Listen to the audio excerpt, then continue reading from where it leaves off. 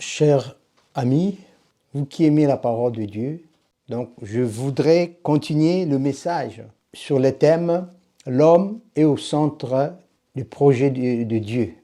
Notre lecture, c'était sur les livres de Genèse chapitre 1, verset 24 jusqu'au verset 27. Voilà. Je lis la parole de Dieu. Dieu dit que la terre produise des animaux vivants selon leur espèce, du bétail vivant selon leur espèce et des animaux. Dieu fit les animaux de la terre selon leur espèce, le bétail selon leur espèce et tous les reptiles de la terre selon leur espèce. Dieu vit que cela était bon. Puis Dieu dit, faisons l'homme à notre image, selon notre ressemblance, et qu'il domine sur le poisson de la mer, sur les oiseaux du ciel et sur le bétail, sur toute la terre et sur tous les reptiles qui rampent sur la terre. Dieu créa l'homme à son image, il les créa à l'image de Dieu, et il créa l'homme et la femme. Dieu dit, Dieu bénit et Dieu leur dit, soyez féconds, multipliez-vous et dominez sur les poissons de la mer, sur les oiseaux du ciel et sur tout animal qui se meut sur la terre. Alors là, nous voyons quelque chose de très important.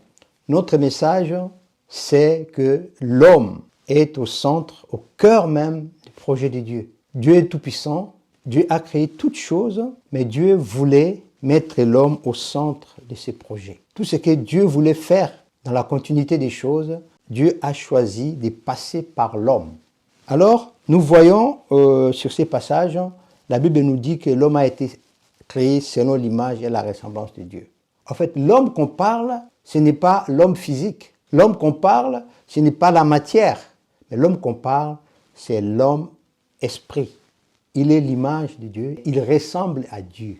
Alors, quand on voit certains critères, on se rend compte que Dieu, qui est tout-puissant, il a donné à l'homme certaines caractéristiques divines. Il a donné à l'homme, il a transmis à l'homme des attributs communicables.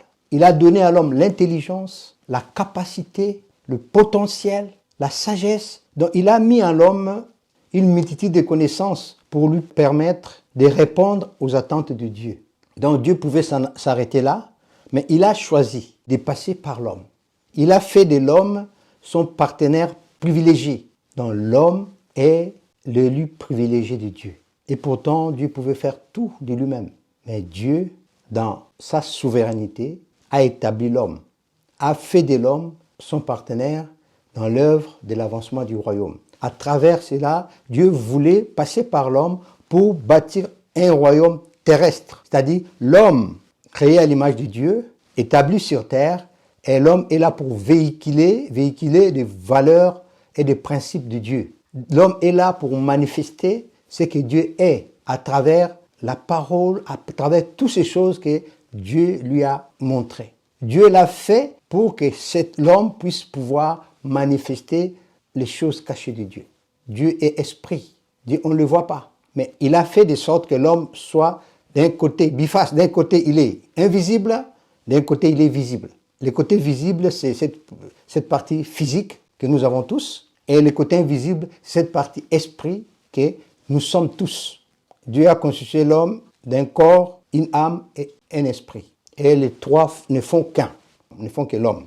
Donc, il est important de comprendre pourquoi Dieu, qui a créé l'homme, qui sait ce que c'est l'homme en profondeur. Dieu connaît l'homme plus que l'homme lui-même. Mais pourquoi Dieu a choisi d'établir l'homme, de donner à l'homme une telle place dans son cœur? Dieu avait pourtant des anges, mais Dieu a choisi expressément, exclusivement l'homme, pour que l'homme soit son représentant. Moi j'aime bien ce verset des psaumes 115, verset 16, qui dit ceci. Dieu a fait le ciel des cieux pour lui. Il a donné aux hommes la terre. Et quand vous voyez cela, vous vous rendrez compte que la terre, c'est l'homme qui s'est occupé de ça. Dieu l'a créé, mais c'est l'homme qui s'est occupé de la terre. Toutes les transformations, tous les progrès que nous voyons, l'homme est là. Donc, cela veut dire que l'homme, tel qu'il est, il est vraiment important dans le plan de Dieu. Donc, il est des choses que Dieu peut faire de lui-même, mais il a choisi de passer par l'homme. Donc Dieu a mis l'homme là où il fallait pour qu'à travers ces derniers, Dieu puisse faire des grandes choses à travers l'homme. Donc Dieu a honoré. Cette parole de la Bible qui dit que vous êtes ma gloire, ça s'accomplit tout le temps, chaque jour, parce que l'homme a sa place. Nous voyons quand l'homme est tombé dans le péché, l'avait séparé de Dieu, mais Dieu a fait tout ce qu'il faut. Nous voyons dans le temps de Noé, quand Dieu s'est repenti d'avoir créé l'homme. Mais Dieu n'a pas abandonné l'homme, Dieu n'a pas lâché l'homme, car Dieu aime l'homme au-delà de tout ce que nous pouvons imaginer et croire. Et il dit dans Ésaïe, il dit ceci, « Je t'aime d'un amour éternel. » Même si les collines s'éloigneraient, même si les montagnes chancelleraient, mon amour ne s'écartera pas de toi. Quel amour! Parce que l'homme compte pour Dieu. Voilà pourquoi Dieu a donné son Fils unique, mourir sur la croix pour l'homme. Donc Jésus-Christ est la valeur que l'homme a aux yeux de Dieu. Dieu avait donné vraiment quelque chose de grand. Dieu a donné son propre Fils, dont la Bible dit qu'au commencement tout a été créé par lui, et que son Fils a quitté le ciel, a quitté la gloire pour venir mourir pour nous. De là, nous voyons l'amour de Dieu, et cet amour s'est inscrit à travers la grâce que Dieu a répandue dans nos vies. Si nous sommes sauvés pas par nos efforts, ni par nos qualités, mais nous sommes sauvés par la grâce. Or, la grâce, c'est une faveur imméritée. Là où la grâce opère, cela veut dire que l'homme n'a pu rien faire. Il n'est plus question de mérite. Tu ne mérites rien, mais on t'a fait faveur pour que tu puisses exister, pour que tu puisses être ce que tu es. Donc, c'est merveilleux, cet amour de Dieu. Alors, l'homme, pour remplir sa mission ici-bas, pour manifester Dieu tel que Dieu le veut, l'homme doit tout d'abord comprendre pourquoi Dieu l'a créé. Qu'est-ce que Dieu attend de lui? Dieu a créé l'homme pour que l'homme puisse être, en quelque sorte, la continuité de Dieu. C'est-à-dire, il est des choses que Dieu pouvait faire, mais Dieu a voulu que cela se passe par l'homme. L'homme est là pour pouvoir faire avancer le royaume de Dieu, en véhiculant des valeurs et des principes du royaume. C'est-à-dire, la mission de l'homme, c'était de faire de la terre un royaume, une sphère où Dieu domine, une sphère où Dieu est adoré, élevé, craint. Dieu est connu par ses créatures. C'était ça. L'homme, dans tout ce que Dieu faisait, dans tout ce que Dieu fait, Dieu a mis l'homme au centre. Tout doit pivoter tout autour de lui. Voilà pourquoi il est important que l'homme lui-même puisse comprendre et savoir la place qu'il tient dans le cœur de Dieu. Il est au centre, il devient l'épicentre du plan divin. Malgré ses faiblesses, mais Dieu aime l'homme et a choisi par lui-même, d'une manière délibérée, de faire de l'homme ce qu'il est, de donner à l'homme cette place-là, cette position-là, dans le nom puissant de Jésus. Voilà pourquoi nous qui sommes appelés à servir le Seigneur, nous devons comprendre que tant que nous ne saisirons pas cette vérité biblique, nous naviguerons à vue, sans précision.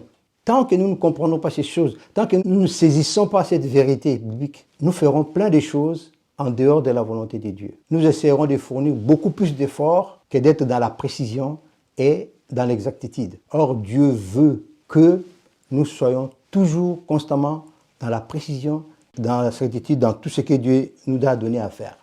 Et pour ce faire, nous avons besoin de connaître qui nous sommes, de connaître notre position, de connaître que nous sommes au centre même de son plan.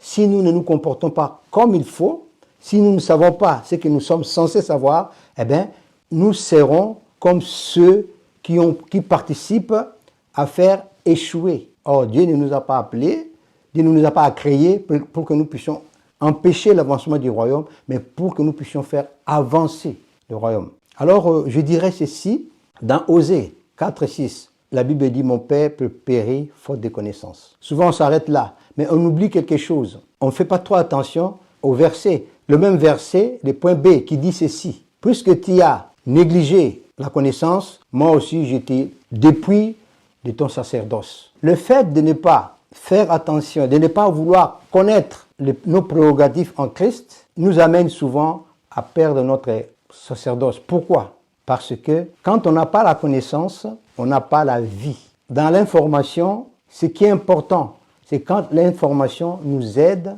à avancer et à faire évoluer les choses. Mais quand on a une information qu'on garde dans son tiroir, qui ne sert à rien, ça ne nous profite pas. Voilà pourquoi Dieu veut que chaque homme, chaque enfant de Dieu puisse comprendre le rôle qu'il a à jouer, qu'il est au centre même du plan de Dieu. Alors quand on comprend cela, on a cette pensée dans notre vie, eh bien, cela amènera le Saint-Esprit à nous éclairer au plus profond de notre vie. Et quand nous sommes éclairés par le Saint-Esprit, qu'est-ce qui va se passer? Au fond de nous, nous aurons une forte conviction, une conviction inébranlable. Nous aurons une foi inébranlable. Nous aurons l'assurance et la certitude et la confiance. C'est-à-dire, nous sommes des gens qui savent qui ils sont, ce qu'ils sont censés faire et ils le feront très bien. On le fera très bien parce que nous savons notre rôle. Nous savons qui nous sommes. Nous savons ce que nous sommes dans l'échiquier de Dieu. Voilà ce qu'il faut retenir. Il faut retenir que Dieu nous a choisis. Cela ne vient pas de nos efforts. Cela est ainsi parce que Dieu l'a voulu ainsi.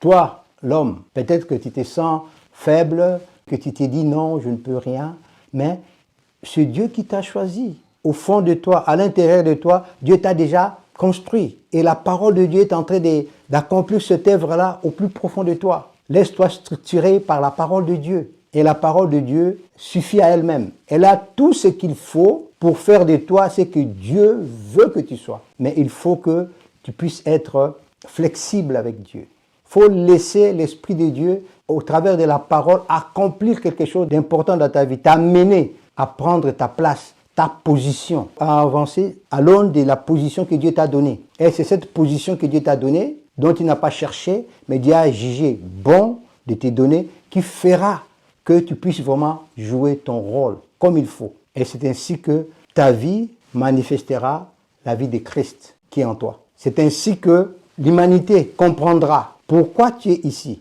Quand toi-même tu le comprends, eh bien, les choses iront d'une manière douce, tout douce. Tu ne fourniras pas des efforts comme il faut, non, mais tu sais ce que tu es. Tu sais les rôles que tu as joués et Dieu te donnera la force d'accomplir ta mission, d'être ce que tu es selon sa pensée, d'être vraiment au centre de tout ce que Dieu fait. Ça, c'est la mission que Dieu nous a donnée, accordée. C'est lui qui l'a voulu ainsi. Ne l'oublions pas. Quand l'homme comprend ces choses, sa vie prend une autre tournure. Je dirais une très très belle tournure. Parce que l'homme s'approchera de Dieu, au plus profond de lui sera ce que Dieu veut qu'il soit. Et quand il fera des choses, tout ce qu'il fait, c'est bien cadré. Il connaît ses prérogatives, il ne va pas aller en dehors du cadre que Dieu a fait. Mais il travaillera toujours dans les cadres que Dieu lui a donnés. Il respectera les limites que Dieu lui a données parce qu'au plus profond de lui, il sera configuré et structuré par la parole de Dieu. À ce moment-là, son esprit a cette capacité, cette fluidité, cette sensibilité. Il est prêt, ultra sensible et il fera que ce que Dieu lui demande. Car en réalité, sur le plan spirituel, ce que nous sommes au-dedans de nous est plus fort, plus puissant que ce qui essaye de s'infiltrer dans notre vie. Quand un enfant de Dieu lit la parole de Dieu, reçoit le message de Dieu et l'intègre dans sa vie, c'est-à-dire le message de Dieu, la parole de Dieu, ce que Dieu lui dit, amène une autre dimension dans sa vie intérieure. Et cela le rend fort, ouvre son intelligence à une dimension beaucoup plus élevée. Voilà, bien-aimés, nous sommes appelés, nous, en tant qu'enfants de Dieu, en tant que créatures privilégiées de Dieu. Dieu a des anges, mais Dieu nous appelle ses fils, ses enfants. Comme Christ, nous hériterons de Dieu tout ce que Dieu est, tout ce que Dieu a. Il nous a choisis, il a voulu que nous soyons des ouvriers avec lui. Alors quand un enfant de Dieu a cette conviction dans son cœur, quand un enfant de Dieu reçoit cette révélation au fond de lui, eh bien, tout change dans sa vie. Il ne fera pas les choses comme il veut, mais il fera les choses comme Dieu veut. Et dans tout ce qu'il fera, il réussira parce qu'il est dans son rôle. Nous devons beaucoup prier. Nous devons demander à Dieu. Il y a des moments dans la vie, certaines choses paraissent difficiles. Mais quand nous recevons la connaissance, nous recevons l'information, l'inspiration ou la révélation, eh bien, les choses deviennent faciles. Et ensuite, il est important de comprendre une chose, que c'est Dieu qui fait en nous des choses qu'il veut faire. Et c'est lui qui nous donne la capacité, c'est lui qui nous donne tout ce qu'il faut pour se faire. Donc, il est important qu'en tant qu'enfant de Dieu, nous puissions entrer dans cette dimension-là comprendre que Dieu nous a suscités à dessein. Nous sommes là pour travailler avec Dieu. Nous sommes ouvriers avec Dieu. Nous sommes ses associés. Il a fait de nous, nous qui sommes mortels, il a fait de nous ses associés. Maintenant, imaginez, cherchez à comprendre que Dieu nous aime d'un amour infini. Nous comptons pour lui. Malgré ce que nous sommes, il a fait de nous ses fils. Donc, que chacun puisse vraiment jouer son rôle. Que chacun de nous puisse arriver à représenter Dieu dans sa propre vie. C'est ainsi que les choses iront rapidement. Nous contribuerons à l'avancement du royaume ici-bas, car nous sommes là pour ça. Que le Seigneur nous bénisse.